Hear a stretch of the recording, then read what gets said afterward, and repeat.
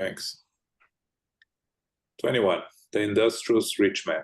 James, the oldest disciple, gave an invaluable talk about the longing for wealth, so commonplace amongst mortals. When the family discussion ended, Jesus commented, smiling, "There was a God-fearing man who was dedicated to uprightness. He read a lot of advice on prudence, and he tried to work hard in order to store up a treasure that would benefit his family. After heartfelt prayer, he went to work at a number of different businesses, anxious to achieve his goal. For 20 years, he put away coin after coin until he had managed to build a patrimony of a few million. When he stopped working in order to take a look back at his work, he was greatly disappointed to realize that every area of his life had changed without him even noticing it. His home, which was once humble and happy, had taken a somber mood. His wife had become a slave to 1,001 obligations intended to kill time. His children whispered among themselves, speculating as to what would be their share of their dead father's inheritance. His loyal friends had deserted him. Believing him to be completely happy, his neighbors fenced him with envy and irony. The local authorities forced him into a duplicitous attitude of artifice that was completely in disagreement with the sincerity of his heart. Businessmen constantly visited to propose criminal or improper business dealings. His servants flattered him with obvious pretense when he was within earshot, only to curse his name behind closed doors. Due to so many disruptions, he was compelled to make his home into a fortress to protect himself against everyone and everything. Now he had the time to take note of various bodily illnesses, and he rarely made it through a day without stomach problems or headaches. After a few weeks of close self-observation, he concluded that the fortune he kept in his coffer under lock and key was the reason for his endless disillusionments and regrets. One particular night, he could no longer bear the worries stemming from his newfound status, and he prayed in tears, begging for the Lord's inspiration.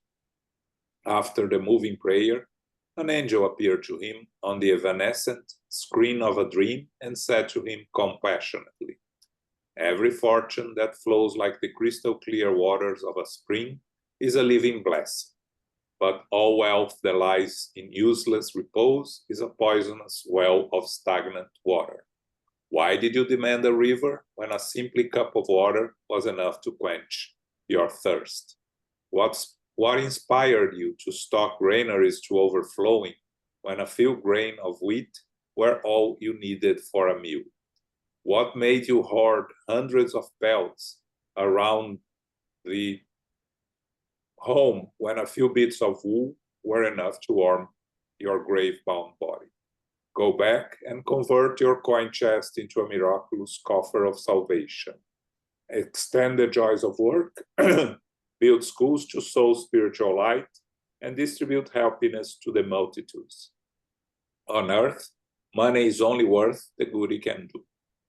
Unspeakably shocked, the chaser of gold awoke transformed, and from that day onward, he began to unleash his enormous savings so that all of his neighbors could join him in the blessings of service and goodwill. At the first hint of his spiritual renewal, his wife stared at him strangely and repulsed. His children hated him, and his beneficiaries thought he was crazy. However, revitalized and happy, the industrious millionaire began enjoying an open sanctuary in his home once again, and the spirit of hidden happiness returned to live in his heart. The master became silent, and James, who was in charge of the evening talk, exclaimed enthusiastically, "Lord, what a priceless and sublime lesson." Jesus smiled and responded, "Yes, but only for those who have ears to hear and eyes to see." Thanks, Ron. Start from the end. In most of the parables in this book, in most of the stories that Jesus tells, he brings us the punchline at the end. He brings us the moral value of the little parable, the little story that he just made up or he knew. This one, he leave it up to us. Yes, but only for those who have ears to hear and eyes to see. So when I come to this sentence, I said, should I say anything or should each one of us see with the lenses of our eyes, hear with our own ears? And I was just going to move on to the next one. I said, but perhaps we should say a few things over here and let everyone make their own interpretation. And of course, everyone will make their own interpretation. But there's a few things over here that I like to point out, because it may pass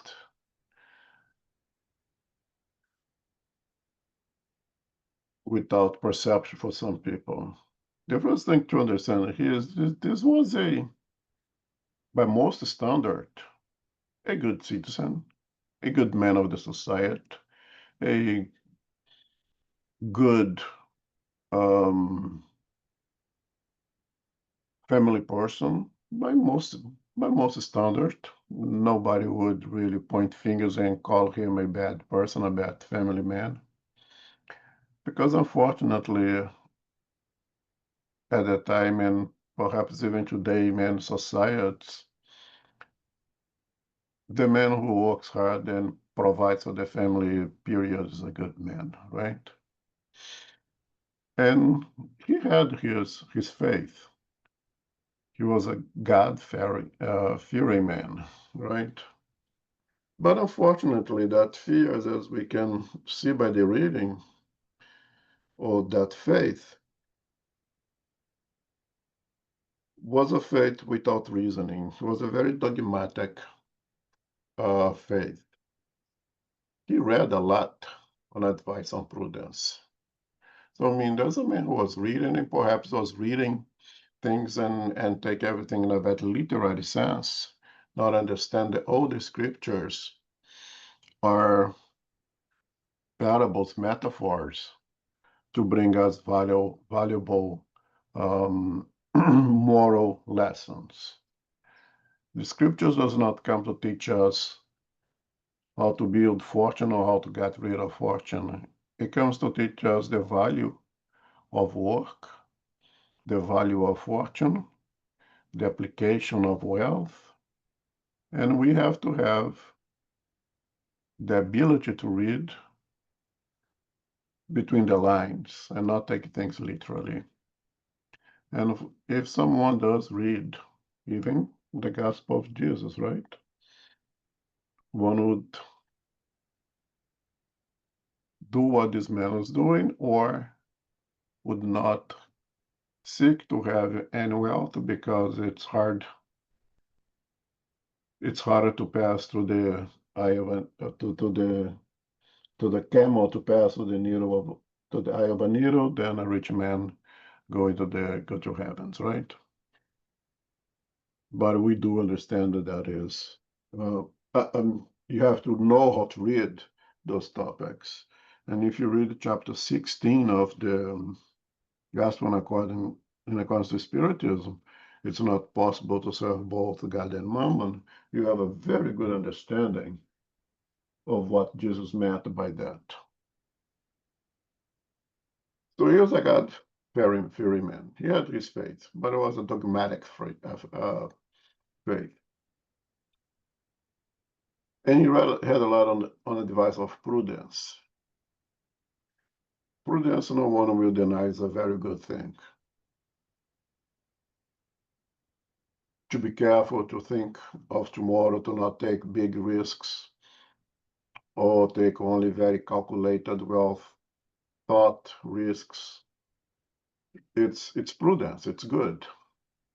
The question is, there is a range of normal, something that I say, I think every week I say that, right? That once you go above that level of range of normal, it becomes something else. So the question is, where does prudence ends and greed or avarice starts? When it's excessive prudence, and therefore it ceases to be prudence, to be something disruptive, something of no good value, because prudence is good, right? And we have to apply reasoning and reasonable faith to make sure that we stay inside of range of normal, to not exceed, our prudence and transform that prudence into avarice, into greed. And perhaps that was one of his problems. And again, I say again, not out of evil, not of being a really bad person, but someone who's kind of misunderstood the scriptures, misunderstood what he was reading. And for doing that, he worked very hard, saved everything that he could save. Once he understood that he had worked enough, it was time for him to take a break. Then he came to the realization that he lived for the future and forgot to live the present. He lived, think of tomorrow, but he did not live today. And when he looked at today, when he no longer need to look at tomorrow, because now he said he had done enough for the future, now he's going to look at the present, he noticed with disappointment that every area of his life had changed without him even noticing it. This is not a very rare case. It's not a very unusual thing that happens to many of us, that we are so focused in building a future that we forget to live the present. And when you take a break and look at the present, you'll see that things is in tremendous disarray because we are neglecting our present. And with that, he noticed that every aspect of his life had become something that he did not expect to happen, right? His life changed completely. His wife was basically a widow of a living husband. She needed to find other things to do because she didn't have a husband. The husband was married to his business, who gave priority to his business, right? The children, they saw him more as a provider, or perhaps only as a provider, and not as a real father. And because of not recognizing him as a father, recognize him as someone that you love, that you care for, and just as a provider, they just thought of the providence that he could provide. And the only providence that he could provide from what they understood was the money. So when he dies, what's gonna be of the money was again not so rare. His case is very current in nowadays that I have to think about it. Lost his friends, house was bombarded with the negative energies of people coming in and proposing shady business, as would happen regardless. If he didn't have this set of mind, but he would be quick to kick those thoughts out and would prevent those negative vibrations to permeate his home. But because he had that faith, and again, not a bad person, not doing that out of evil, he had merit.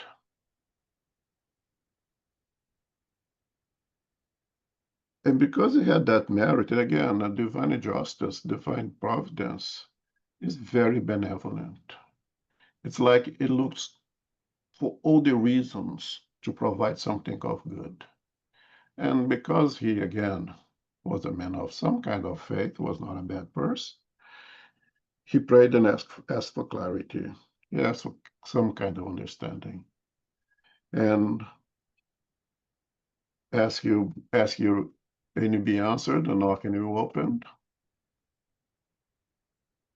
He received the visitation of an angel, I believe, in a dream,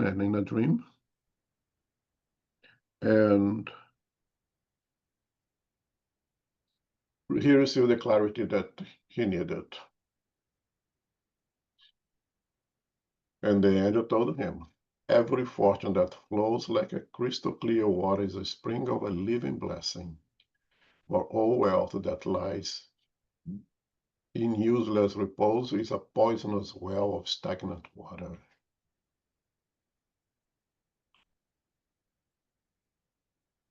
There is nothing wrong in building a fortune if you have that talent, and some people have that Midas touch, right? And it's a wonderful thing.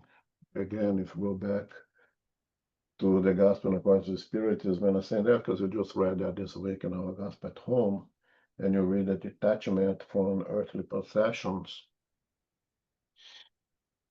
you see how reasonable Spiritism is, telling us that wealth is important for progress. There will be no progress without wealth. Wealth allow this planet to receive billions of spirits incarnated spirits. If it wasn't for wealth, the production of goods or food to provide for all those spirits over here, there will be famine. But we have plenty. We have more than we ever will need because individuals seek to build wealth.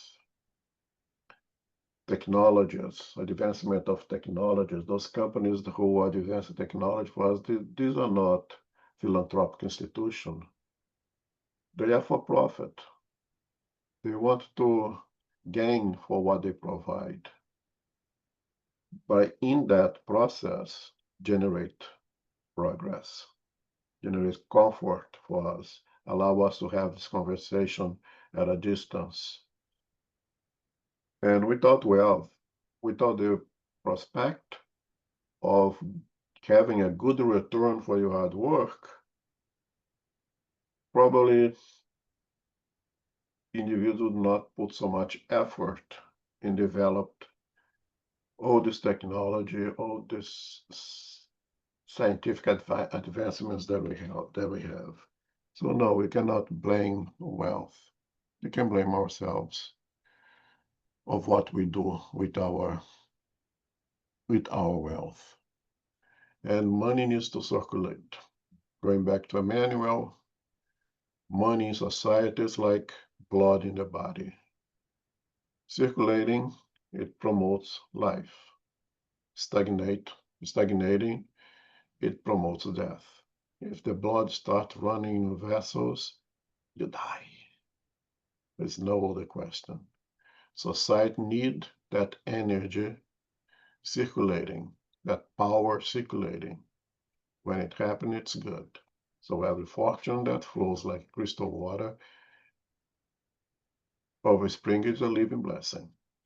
For all wealth that lies in useless repose is a poisonous well of stagnant water.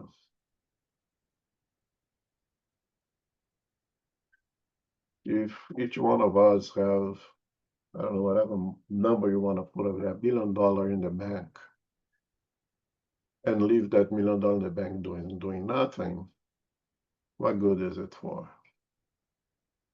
When you get that whatever number we choose and put it to work, to generate jobs, to assist the promotion of sciences, then that fortune, that money is like crystal clear water in a living spring. It's moving. If it's not moving, it become poisonous. Why did they demand the river when a sip cup of water was enough to quench your thirst? Well, you have your likes, your dislikes, you enjoy, I don't know, fancy cars, you're a car collector. Well, good. I mean, you work for it, it's your money, well, that's fine. But do you really need, 30 cars in a garage, one for each day of the month? When it comes from having a hobby to become something else, something outside of the normal range, right? You like watches and you like fancy watch, collectible watch. Yeah, fine. Have yours here and there, but do you need to have 30, 40 of it? Isn't there to a point that it crosses that boundary of normalcy and getting the excess, right? What inspired you to stock granaries to overflowing? I mean, you have enough grain for you, for your family, with prudence so that you can save some for something happens. But do you have to have things overflowing that you don't have even more place to keep it? Where does it goes from prudency and starts into avarice? And so forth and so on. And the men woke up a different man. He understood, which leads us to believe that he was actually a really good man, because if he was not a really good man, if he was greedy because of greediness in his heart, he'll probably ignore the words of that angel. Because we have free will. We received the message, he understood the message, and because he was a man of goodwill, actually, he put that message into action, and he transformed himself. And he put that money that was a poisonous, stagnant water to become a spring of clear running water, and brought so much good to so many. But by doing so, he became the weird one. He became the crazy one. He became the imprudent one in the eyes of those around him, in the eyes of those who was interested in his money for themselves and not for the good of the community. But that did not redirect him anymore. Now he knew in his heart what is true happiness. At the first hint of his spiritual renewal, his wife stared at him strangely and repulsed. His children hated him, and his beneficiaries thought he was crazy. Now, however, revitalized and happy, the industrious millionaire began enjoying an open sanctuary in his home once again, and the spirit of hidden happiness returned to live in his heart. Because when you learn, we cannot unlearn. When you get it, we get it. And we will face the retaliations. You will face those who will not like this transformation in us with the strength. Because again, now we know, now we got it. And if we went from an extremely unhappy man for having neglected the present and only look ahead, and he committed that mistake, now he filled his heart with a happiness. Why would he go back to unhappiness? And that's the thing, that when you get it, you get it. And this man was able to get it. Again, a merit for him. He received the message and he put that into application. He put it to work. He transformed knowledge into action. And we're going to go back to this lesson, perhaps the same lesson in the next or on the following reading. And indeed, is a priceless and sublime lessons, not at the time, it's current, it's for now, and it's universal, and it's ageless lesson. And of course, it's up to us now, whoever has ears to hear and eyes to see. Any comments, any questions? Yeah, it's so interesting. I think this chapter, because I really have to make us reflect, right, on the wealth that we see out there and the use of wealth. You know, nowadays we are bombarded with information from different uses of wealth, and you know, it's very easy to start criticizing how people are using their wealth. But you know, if as they say, if the money is flowing, even if we think it's for the wrong reasons or for the wrong benefit, at least it's flowing, right? Which is already more than being just stored. And looking at this, many billionaires that we see out today and we read about every day, you can reflect on that, right? There are those that use their wealth to help humanity progress more than others, right? Warren Buffett, for instance, Bill Gates, that use their wealth to help others and to distribute it as much as possible, and others that that should remain nameless, that use their wealth for their own benefit first and above all. I read this week that the owner of Amazon was having his second marriage in a huge party. He spent millions of dollars in Venice, Italy. You know, it's an example, right? On one hand, really, couldn't he use his money to a better cause? On the other hand, well, at least he's benefiting all those around there that live there, that can get some work, get some benefit from all the expenses, the, you know, people that work, is going to work in building and dismantling everything that he built. So some benefit is bringing, right? And again, as we discussed Thursday, right? The general benefit is the more important. The personal responsibilities we have to face individually, right? How we are using our time and how we are using our resources. Yeah, and the other thing is very important thing for us to reflect. One, to be very careful in being judgmental, right? Very careful how you're judging people, and try to put yourself in their shoes before we go and condemn individuals for whatever they are doing, not really understanding exactly the life of those individuals. Now there is the parable of the, I think in this book actually, of the guy who was always bad-mouthing the king and ask for justice and receive the opportunity to live with the king for 1 week before any decision was made, and he spent a week in the life with the king and recognize how really difficult and unhappy the life of that king was, and completely redirect his opinion that he had of that king. We don't know much. It's very hard to be judging. And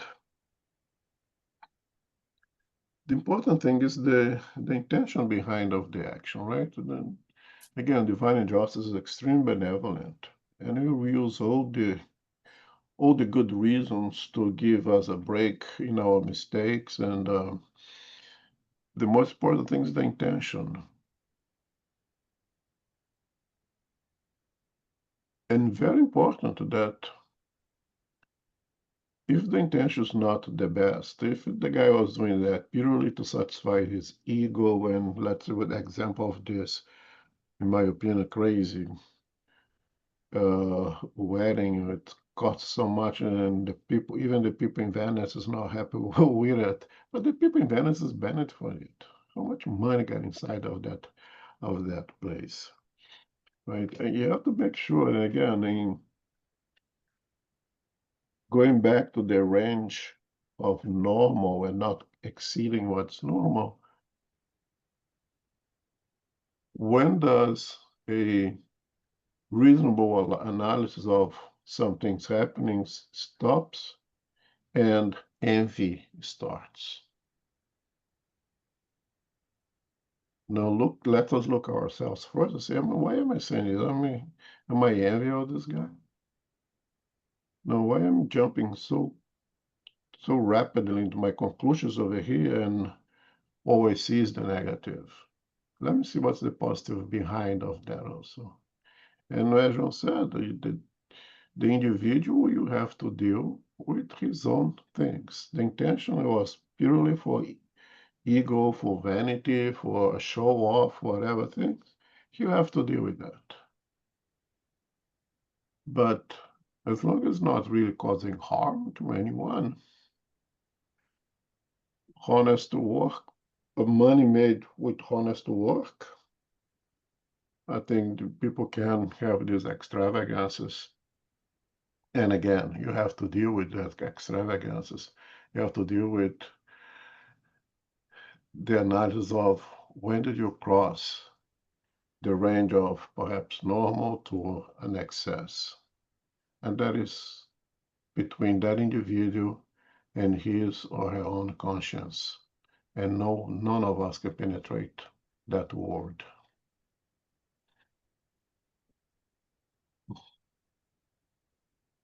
Any other comment? We'll go to the next one. Zoraida. Yes. Here. Okay, I'm here. Good. You okay to read? Can you say everything, Zoraida? Yes, it's okay. It's okay. Okay. 22. The Divine Talisman.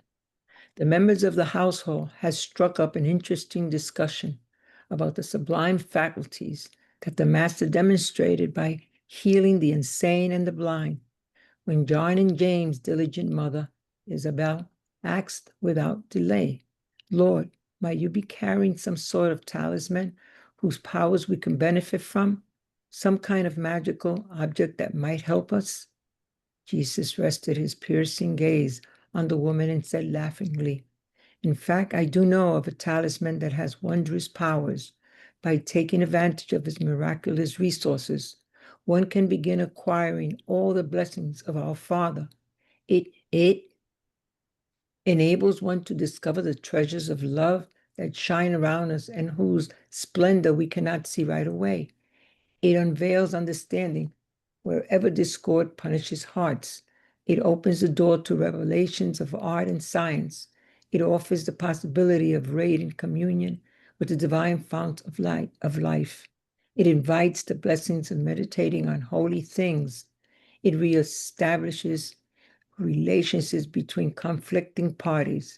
It discloses passages of light to minds lingering in darkness.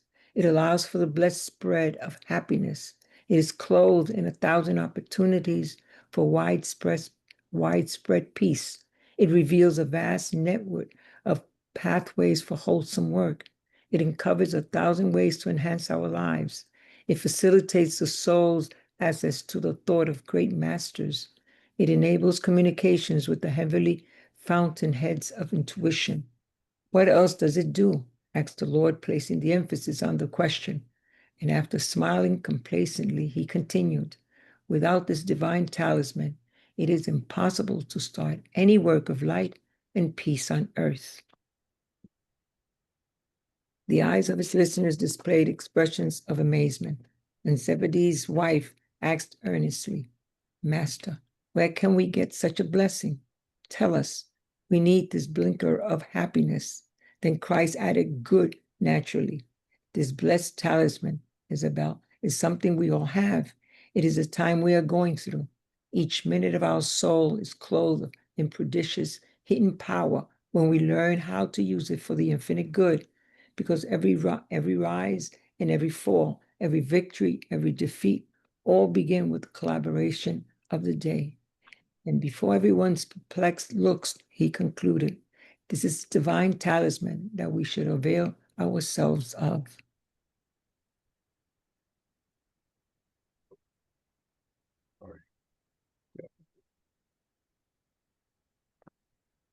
Okay. So this is a very, very short passage. And of note here is when Jesus speaks of this talisman, he does not speak of any superpower, of any special qualities that one develops.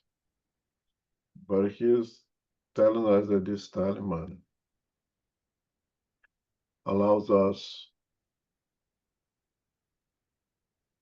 to acquire all the blessings of our Father, which means that you don't get any special power of our own, but you receive the potential of managing the blessings of our Father. Jesus is telling us it's not really me who is powerful. Power is our Father.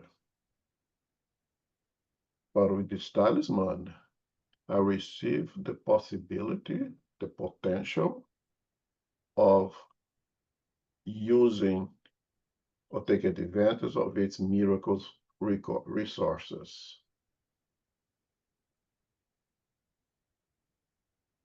And if God is all love and all justice and love us equal, you do not provide this talisman for one and deny it for another. Everybody receive equally this talisman. And this talisman is what enables us to conquer everything there is there to conquer. From utilizing this talisman for intellectual progress. It unveils understanding whenever described upon its heart, but it opens the door to the revelations of art and science. This is intellectual progress. Time allows for that. It enables communication with the heavenly fountainheads of intuition. Use your time properly. And then time of meditation, a time of prayer, we can open ourselves to receive the intuition for heavenly fountainheads. We can inspire, can guide us how to better manage this wonderful talisman that we have to conquer the moral and intellectual progress that we have. And this talisman is time. And we go back again. Each story, each little chapter is enclosed in itself, is completed in itself, but it is a sequence of events that can always reflect back. And we see that in the last passage, the man misused the time because he was looking to what he did not have yet. We don't have the future yet. Who knows which one of us will make for the end of this day? No one. We all hope. We don't even think about it. We already make plans for vacation. Whatever time we have vacation, the end of the month, the end of the year, we'll already think about things that's going to happen many months for us. And that way should be. But we don't have that future yet. You only have the present. We only have now. So if we try to be very detailed and find and be the devil's advocate, which I think is very often a good thing, and I was being a devil's advocate when I thought of it, I said, oh, but God give 80, 90 years to some and only gives few years for others, even few months for others. Is this fair? Is this,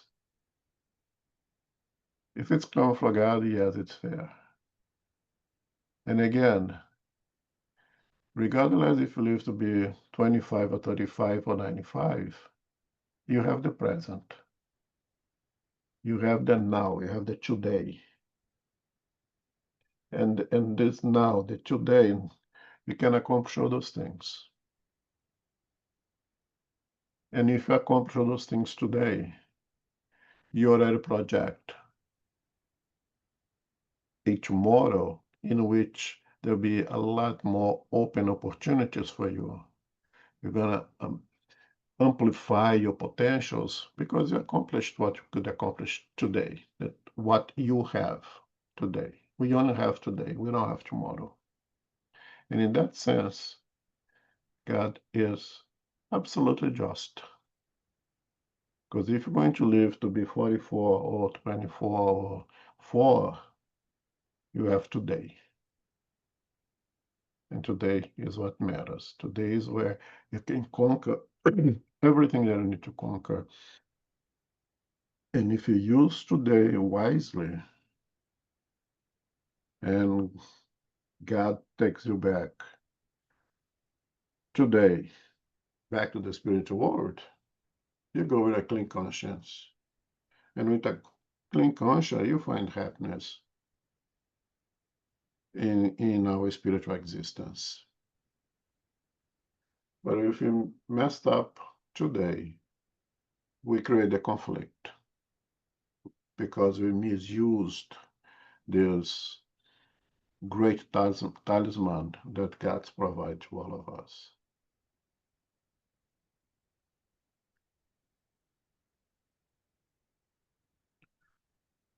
So if we use this talisman, that is time, wisely, with patience, with faith,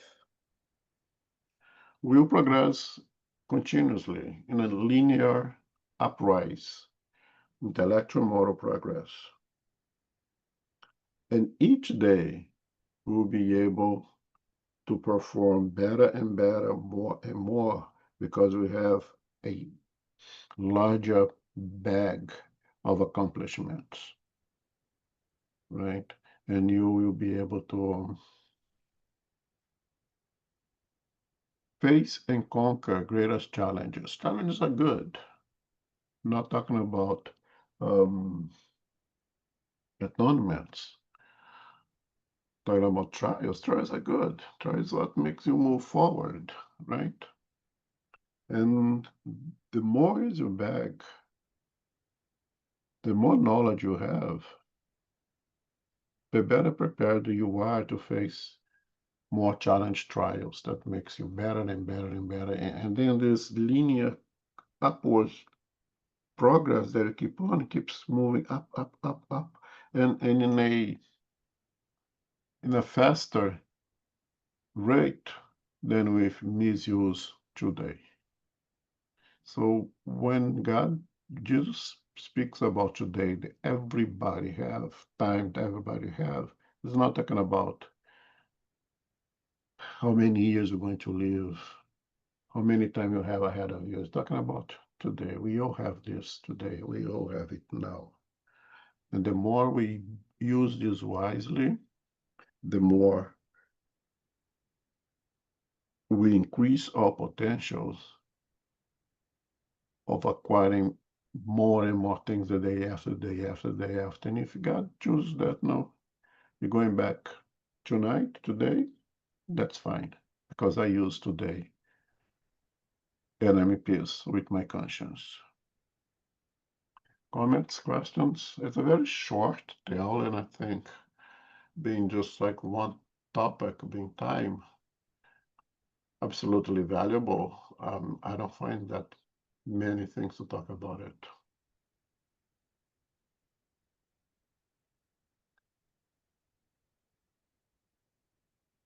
No, that's it. Okay, let's go to the last one of the day. Okay. The distracted messengers. Those attending the gospel worship were discussing the controversies raised around faith in the various circles of Pharisaism, when Christ, with the profound simplicity that was his nature, narrated tolerantly. A great ruler received alarming news about a large number of subjects who were being smothered by deadly fever in the region far from the seat of his government. Wanting to help the wards who were suffering in the remote region of his kingdom, he decided to send them reliable messengers around, armed with the appropriate medicine for the situation and the means with which to bring them back to health. The messengers left the place with great promises to surely and efficiently do what the ruler had asked of them. But as soon as they were outside the ruler's gates, they began to quarrel about what route to take. Some demanded that they take the shortcut, others the briar-free plain, still others preferred the passageway through the mountains. They wasted many days quarreling until the group finally disbanded, with each phalanx attending to its own whims and completely forgetting about the main object. These problems, however, were not really solved. Taking different routes merely increased the conflicts. Now reduced in number, the various expeditions suffered even more accurately the sterilizing blows of personal opinions. The travelers cared but nothing except to come up with new reasons for pointless friction. Those who had taken the shortest path, which went through the meadowland and the foothills, engaged in non-productive, contentious, and endless arguments. Valuable days and nights were wasted on loud discussions regarding the fever, the condition of the sick, and the surrounding landscape. Trying hours of bitterness and discord interfered with the trip from time to time, and it took a lot of effort to avoid senses of fistfights and murder. Quarrels arose stemming from the smallest of matters, which completely wasted the opportunity, and because of this, the travelers that had taken the shortcut took as long as those who had taken the way through the plain and the foothills. Consequently, they ultimately all met up in the disease-ridden valley at the same time. To everyone's enormous and immeasurable disappointment, because of the lack of supplies that had been promised, not one sick person was still alive. Death had devoured them one by one, while the arguing messengers wasted time along the way. The master gazed at the disciples with a very lucid look and added, "In this allegory, the world is being attacked by the plague of evil and disbelief, and we see the image of bearers of heavenly medicine who represent the religious leaders of all of the organizations that speak in God's name. In spite of having received valuable resources from heaven for those who suffer and weep as a result of ignorance and affliction reigning in the world, those who are enlightened by the wisdom of faith have disregarded the obligations that made their lives, valuing their own whims over the designs of the Supreme Lord.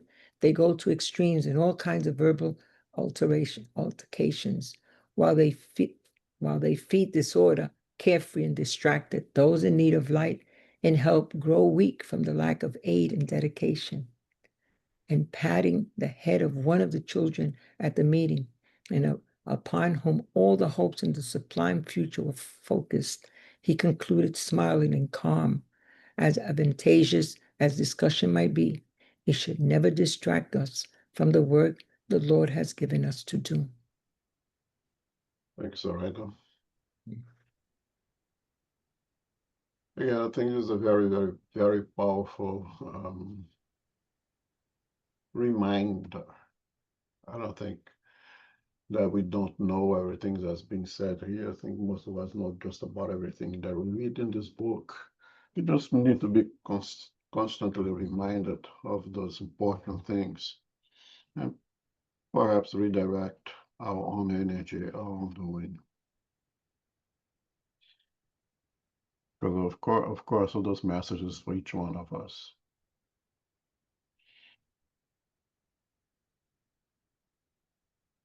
So the discussion of interpretations and means of seeing the scriptures, of all scriptures, they were discussing, of course, their books, the Jewish books, the Pharisees. And there is many interpretation, many ways of see the scriptures. There's individuals studying theology and reading and come to different interpretations that for that reason has so many divisions inside many religions: Judaism, Christianity, Hinduism, Buddhism, Muslims. They all have different, their division among themselves based on how they interpret and how they use their intellectual abilities of reading the texts. And what Christ proposed here, the question is, how productive is it? What good is it doing? Just to limit the conversation, Jesus said of all religions, right? But just to limit, let's just limit to those who take Christ as the Messiah, who accepts Christ as the one who brings all the answers that we need, all the teachings that we need, and labeling yourselves Christians. When he says in this allegory, the world is being attacked by a plague of evil and disbelief, and we see the image of barriers of heavenly medicine who represent the religious leaders of all organizations that speak in the name of God.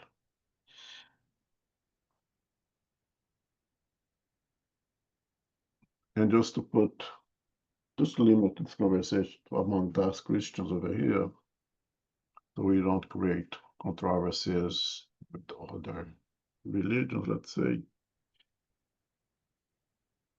What is that Jesus told us to do? Right? My disciples will be recognized by much loving one another. Love God with all your heart, with all your intellect, with all your strength, and your neighbor as you love yourself. In this is contained all the prophets and laws.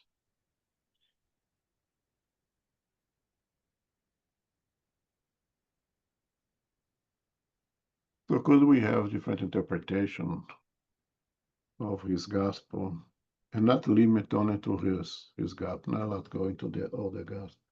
Yes, it's possible, of course. And study the gospel of Christ for many, many, many years, perhaps centuries ahead, and learn and learn and learn and learn. And have different interpretations of this in this aspect and that aspect. And if you do all that different interpretation or different seeing things from a different angle, but we apply what he told us to do primarily, to love God with all your heart, with all of our brain, and to love ourselves as love our neighbor, to love one another. That's fine. We can have our different interpretations. And this idea of talking to the dead is crazy. I don't accept that. Okay. Just think of reincarnation doesn't make any sense. It's not, Jesus didn't say it clearly in his gospel, therefore we cannot believe it. Fine.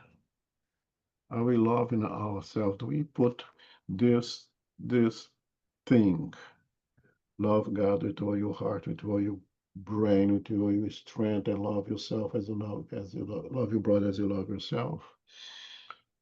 We can have the differentiation. So if you put God as the common denominator, if you put Jesus as the common denominator, and you apply his suggestion how to live our lives as a common denominator, we may have a different numerator. We may have a different way of seeing things there. Eventually, things you funnel and all the different ways of interpreting and analyzing things, you diverge into one common object. It may take a long time. But it is exactly by following his suggestion to love one another, to be good to one another, to respect one another's different view of things, that you allow that tunneling of the convergences of ideas to come into a common object, because we will be open to give and to receive for one another. And by that, to be able to let go of some things we denied that was not so good and take from the other what was better than what we have, and vice versa. And that will, the differences are going to disappear slowly, slowly, slowly, if you do what he asks us to do. In that case, the king asked the messengers to bring medicine to those who were in need. If they were united to fulfill that objective, if they were all together and taking whatever route they decide to take, even with this disagreement, not agreeing 100%, they would save those individuals. So, who are we? How do we understand ourselves? Do we see ourselves as the ones who in spite of having received valuable resources from heaven,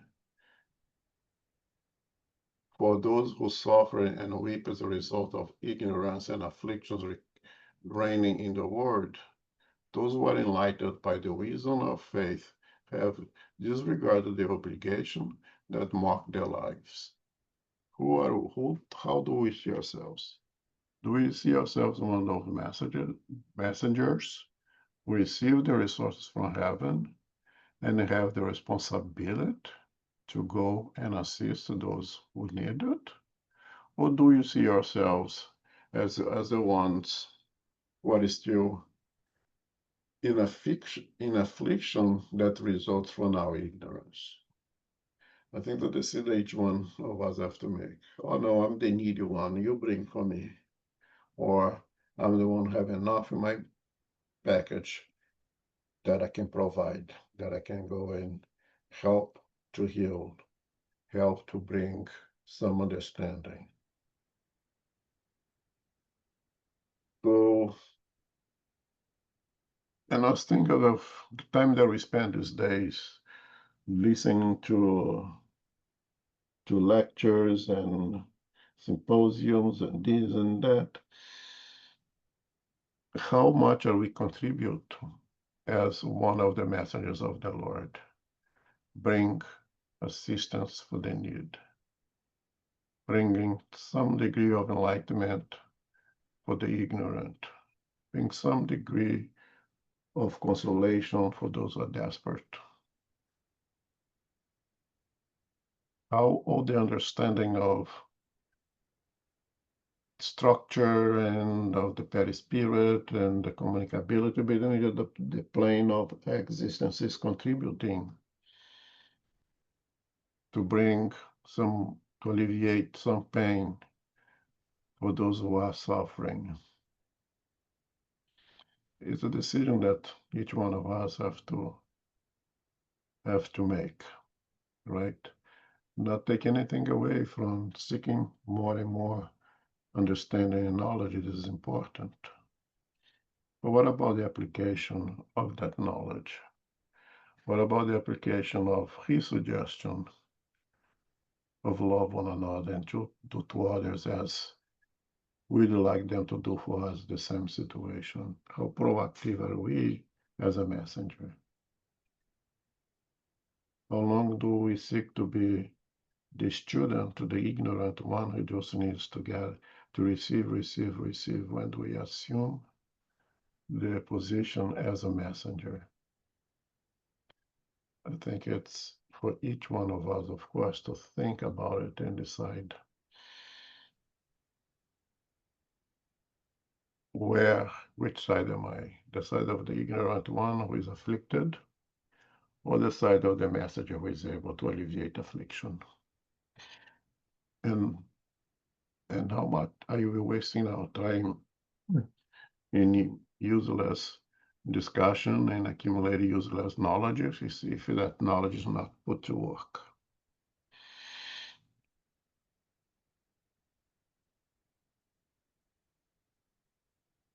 And again, matching with the previous lesson, that again, it follows a sequence. We have the time. We have today. Where do we stand? As the one in need to receive, or the one able to provide? And I think that most of us are both. Most of us are here listening to this conversation, reading this book, are both. If we're free from ignorance, probably would not be incarnating this planet anymore. So we are afflicted by our ignorance. But if we're here now, have the discussion, we have the resources from heaven. We can be messenger as well and do something. And the time is today. The time we have. The talisman is in our hand. Any comments, any questions?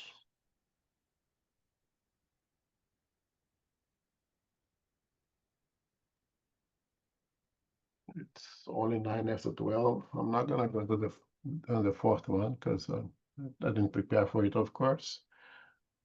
And because we decided to do 3 every week. Yeah, I think it's a reflection on time, on money, and on what are we doing, right? These are the 3 chapters we discussed today, right? And I think there are important lessons for us to reflect, all of them, to, not to feel guilty or to blame ourselves, but for looking at the present and looking, as they say, what are we doing with our time, right? In all aspects of it. Because thanks for bringing that. The goal is not to make anyone feel bad, feel guilty. Of course not, right? I mean, it's a mental exercise to mobilize us and perhaps be more proactive inside our capabilities. Each one has its own thing to do. In any way, we should feel guilty or anything like that. This is very important thing, Josh. I was going to mention that and I forgot. And you said over there, it's so interesting when you read the book with a more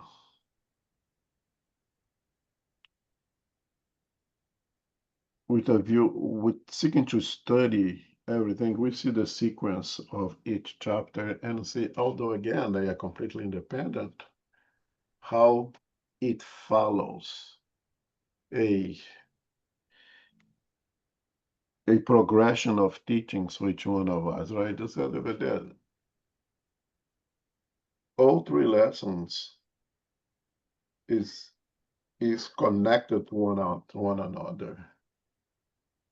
And when you pay attention to the way you read and you see this, it's not done by chance. The order that the chapter plays together is not just accident.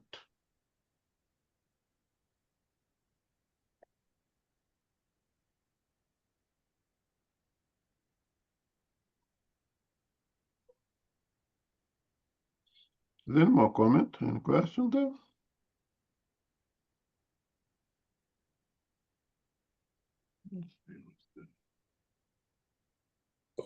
Next Sunday, we are going to, it's the first Sunday of July, we're going to be back studying action and reaction.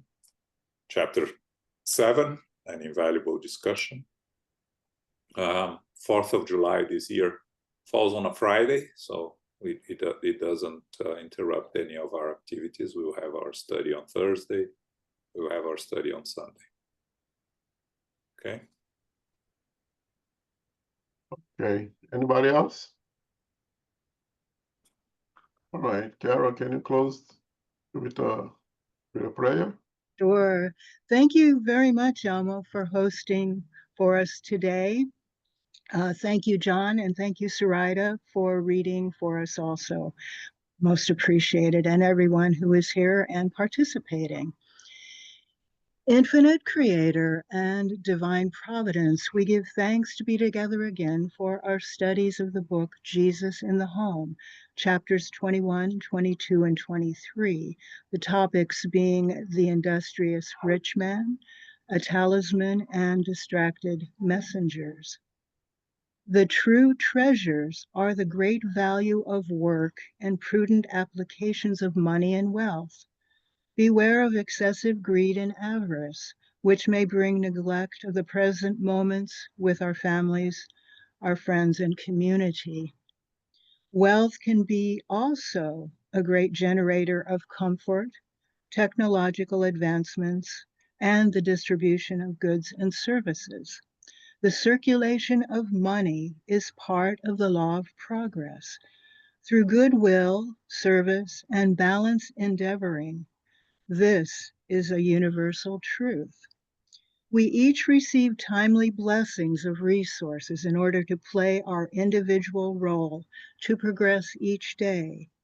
The greater good, however, comes from love and God's love for all. May we reflect daily on our own endeavorings and studies and the use of our time. We give thanks to the spiritual benefactors and the good spirits for guiding and inspiring us today.